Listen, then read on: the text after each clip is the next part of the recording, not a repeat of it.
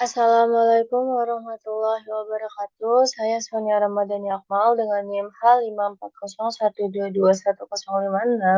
Di sini saya akan menjelaskan materi terkait SAR, SMA, Sarma, dan Sarima. Berikut komponen isu yang akan saya jelaskan yaitu terkait apa itu SAR, SMA, Sarma, Sarima, lalu siapa saja yang menggunakannya, kapan untuk menggunakannya, di mana kita menggunakannya, mengapa penting untuk menggunakannya, dan bagaimana cara menggunakannya. Nah, yang pertama yaitu apa itu SAR, SMA, Sarma, Sarima. Nah, SAR sendiri yaitu seasonal autoregressive, yaitu model autoregresif yang mempertimbangkan faktor musiman. Nah, untuk SMA sendiri, simple moving average, yaitu teknik perhitungan rata-rata bergerak untuk menghaluskan data. Nah, untuk SARMA atau seasonal autoregressive moving average, yang mana kombinasi dari ARMA dengan komponen yang musiman. Nah, untuk Sarima sendiri yaitu seasonal autoregressive integrated moving average, ini hampir sama seperti SARMA. Pembedanya hanya Sarima ini terdapat differencing, yaitu pengembangan Sarima dengan diferensiasi untuk menangani tren data. Selanjutnya, siapa saja yang menggunakan analisis ini? Yang pertama, analisis ini dapat digunakan oleh mahasiswa, contohnya mahasiswa statistik, data science, ekonomi juga bisa. Lalu analis data yang mana bekerja dengan peramalan dari waktu. Lalu dapat digunakan juga oleh peneliti dan profesional di bidang keuangan, pemasaran, dan perencanaan bisnis. Kapan kita dapat menggunakan analisis ini? Pertama, analisis ini dapat digunakan untuk menganalisis data yang memiliki pola musiman atau tren jangka panjang. Yang kedua, kita dapat memprediksi nilai di masa depan berdasarkan data historis. Lalu yang ketiga, digunakan ketika mengembangkan model peramalan dalam penelitian atau bisnis. Di mana kita dapat menggunakan analisis ini. Analisis ini dapat digunakan di beberapa bidang, di antaranya pertama ekonomi dan keuangan. Contohnya untuk memprediksi inflasi, harga saham, atau permintaan pasar. Lalu kedua di bidang bisnis yang mana dapat dilakukan dengan peramalan penjualan dan stok barang. Lalu ketiga di meteorologi, contohnya untuk menganalisis pola suhu dan curah hujan. Lalu di kesehatan juga bisa, yaitu untuk memprediksi jumlah pasien atau penyebaran penyakit. Kenapa kita penting untuk menggunakan analisis ini? Yang pertama yaitu untuk membantu kita memahami pola musiman dan tren dalam data. Yang kedua yaitu untuk meningkatkan akurasi prediksi, yaitu dengan metode statistik yang lebih kompleks. Yang ketiga digunakan dalam pengambilan keputusan bisnis dan penelitian berbasis data. Selanjutnya, bagaimana caranya untuk menggunakan analisis ini? Analisis SAR, SMA, SARMA, SARIMA. Yang pertama, kita harus memvisualisasi data terlebih dahulu. Nah, langkah pertama ini untuk berguna untuk memahami pola tren musiman yang ada gitu. Lalu yang kedua, melakukan cleansing data. Cleansing data itu menghilangkan efek musiman yang ada pada datanya. Kenapa harus menghilangkan efek musiman? Agar nantinya dasar dari data tersebut lebih jelas. Nah, yang ketiga, kita melakukan uji stasionaritas data.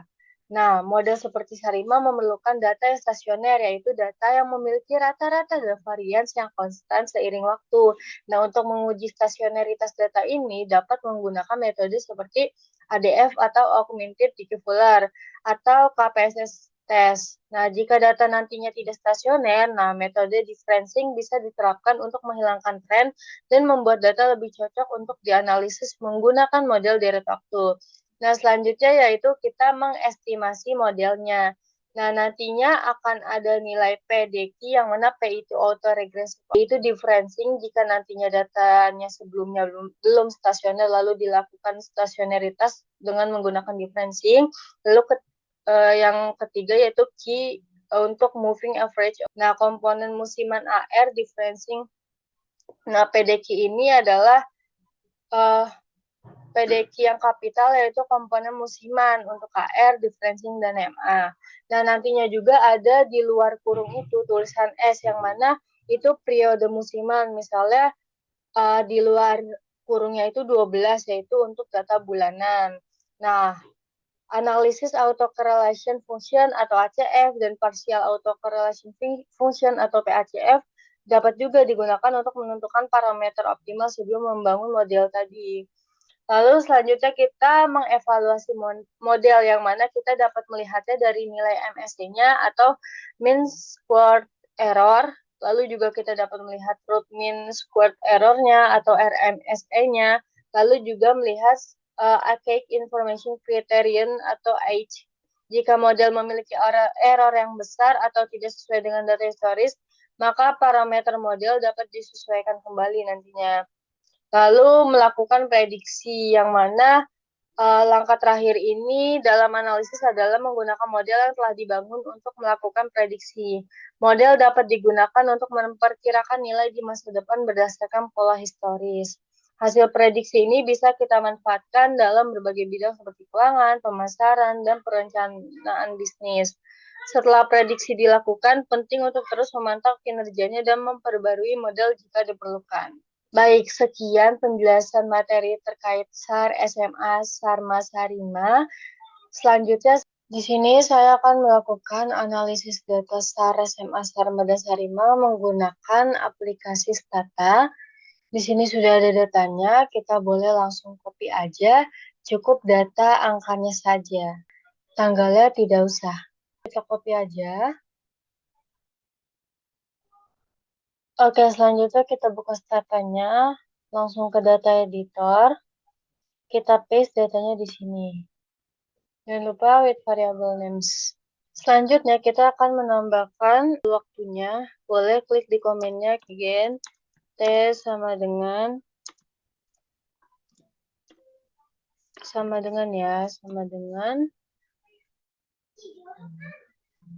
underscore and enter. Oke, dapat kita lihat di sini untuk variabel time-nya itu sudah masuk ya. Selanjutnya kita menambahkan keterangan waktunya kembali di kolom baru. Boleh kita langsung ketik aja di komen lagi, gen new t tm dalam kurung karena data kita itu dari tahun 2020, maka boleh ketik 2020 M1 dalam kurung plus T-1. Di sini kita sudah lihat untuk tanggal untuk new T-nya sudah ada. Lalu kita klik new T, kita ubah formatnya, yang mana ini data bulanan, maka dari itu type of datanya kita ubah jadi monthly. Terus ini masukin yang paling atas. Terus langsung klik OK. Nah, di sini sudah terlihat untuk new T-nya itu dari tahun 2020 hingga 2024. Selanjutnya kita pastikan kembali untuk variabel new T-nya itu dengan mengetik tsset new T. Nah, di sini dapat kita lihat untuk datanya itu dari tahun 2020 bulan pertama hingga 2024 bulan ke-6 dengan deltanya itu per 1 bulan. Selanjutnya kita akan melihat bentuk grafik dari data kita. Boleh kita klik statistik, lalu ke time series, lalu kita klik yang graphs, lalu line plots. Kita create di sini, kita masukkan variabelnya itu BI 7 day rate accept. Oke. Dapat kita lihat untuk polanya itu musiman ya, yang mana di sini naik turun dengan jarak yang hampir sama. Lalu di sini turun dan di sini naik, ada pola ininya. Maka dari itu data ini dapat kita sebut data musiman juga. Lalu untuk stasioneritas datanya itu belum stasioner karena dapat kita lihat rata-ratanya itu belum konstan.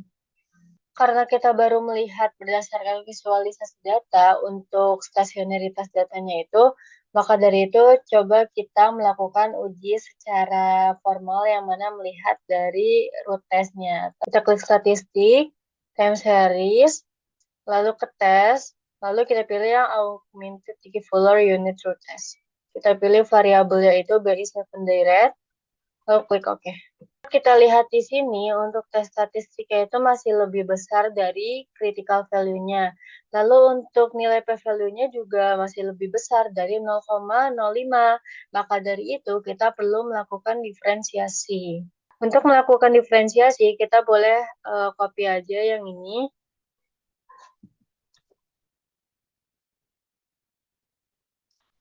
Lalu kita tambahkan di sini D kapital yaitu untuk melakukan diferensiasi. Kita klik Enter.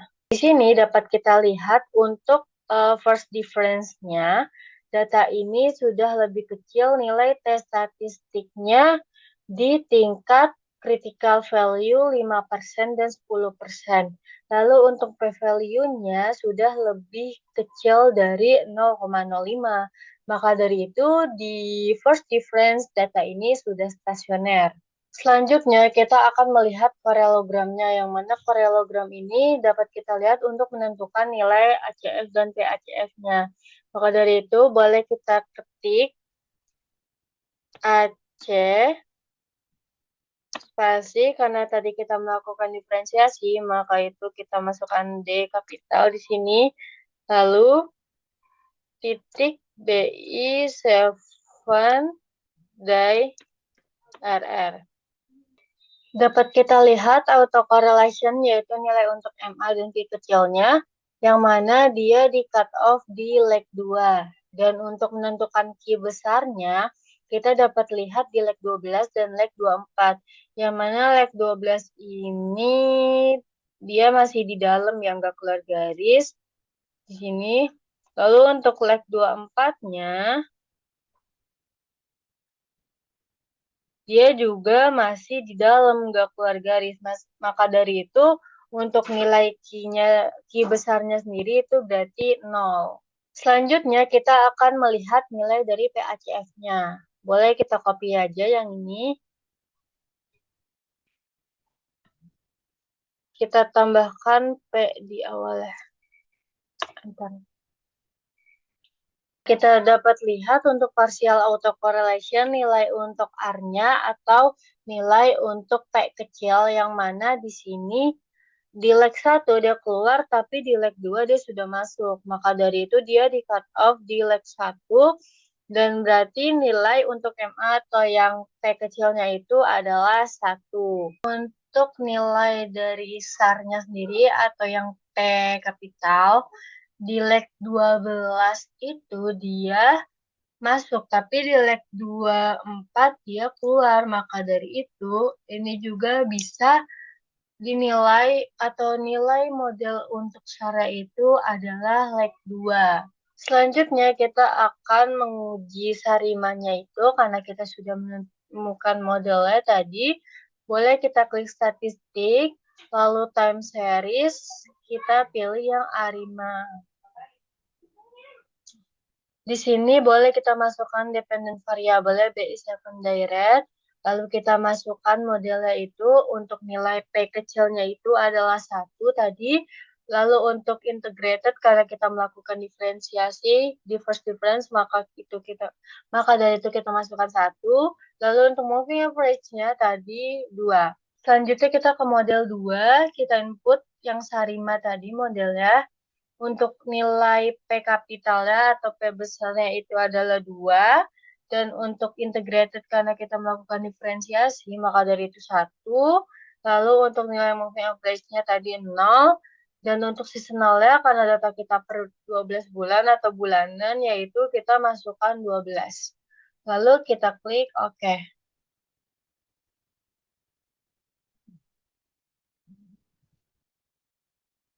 Dapat kita lihat untuk nilai P-nya itu masih lebih besar dari 0,05 ya. Tapi untuk yang ARMA 12-nya itu di leg pertama sudah lebih kecil dari 0,05. Coba kita lihat untuk EIC-nya dulu. Kita ketik STIC. Bentar. Nah, di sini untuk EIC-nya itu minus 31,15927, untuk BIC-nya minus 20,87784. Karena tadi belum, untuk P-value-nya itu belum lebih kecil dari 0,05-nya itu di R leg 1, terus MA leg 1 dan leg 2, maka dari itu kita coba model tentatif lainnya yang diubah di bagian arimanya. Coba kita ubah MA-nya jadi 0. Kita enter. Nah, di sini dapat kita lihat, karena tadi MA-nya belum tepat juga ya, masih lebih besar dari 0,05, maka dari itu kita hapus MA-nya di sini. Nah, di sini kita lihat AR leg satunya itu 0,000, sudah lebih kecil dari 0,05, dan untuk ARL satunya di ARMA 12 sudah lebih kecil juga dari 0,05. Selanjutnya kita coba melihat dari EIC-nya. Boleh kita ketik start IC.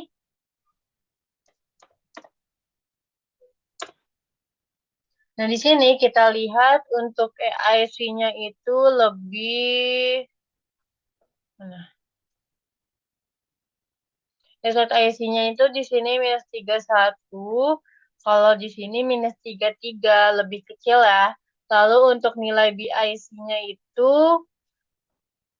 di sini minus 20, di sini minus 27, lebih kecil juga. Maka dari itu untuk model tentatif model ARIMA 110, ARIMA 11012 itu dapat kita gunakan untuk peramalan. Selanjutnya kita menambahkan wadah atau tempat untuk peramalan kita. Kita boleh ke statistik, lalu ke time series, lalu setup and utilize, lalu utilities, lalu add observation to time series dataset. Nah, kita ingin melakukan peramalan di 6 bulan ke depan. Maka dari itu kita ketik 6, boleh langsung klik OK. Nah, di sini di bagian new test sudah bisa kita lihat, nah peramalan, nanti kita akan melakukan peramalan bulan ke-7 hingga bulan ke-12. Di sini sudah ada kolom atau wadahnya. Selanjutnya kita copy lagi yang ini, model ini, kita copy lagi, kita enter. Lalu selanjutnya kita akan langsung memprediksi dari nilai forecasting ini. Memprediksi nilai dari melakukan peramalan dari model ini. Kita tulis, kita ketik predict FCBI 7 day RR, koma spasi dynamic, terus dalam kurung TM, dalam kurung lagi, masukkan tahun dan bulan data yang ingin kita prediksi. Karena data yang ingin saya prediksi 2024 bulan 7 hingga 12, maka dari itu boleh masukkan di sini tahunnya 2024, langsung aja di bulan terakhirnya yaitu 12. Tutup kurung. Kita enter. Nah, di sini sudah ada ya untuk data bulan 7-nya, bulan 6, bulan 7-nya, hingga 12. Lalu selanjutnya, kita akan melihat nih forecast secara visualisasi datanya. Kita boleh klik statistik, time series, lalu klik yang graphs, lalu line plots. Kita masukkan atau create ya variabel itu, pilih yang forecast BI7 day rate. Kita klik save, kita klik OK. Perkiraan nilai atau perkiraan forecasting dari data BI7 day rate-nya bulan 7 hingga bulan 12, yang mana merah itu forecast-nya atau prediksinya, yang biru itu nilai aktualnya. Nah, di sini kita lihat untuk di bulan 7 hingga 12 di sini mengalami peningkatan ya. Turun dulu lalu sedikit meningkat. Maka dari itu di sini dapat kita lihat untuk outputnya itu ada dua.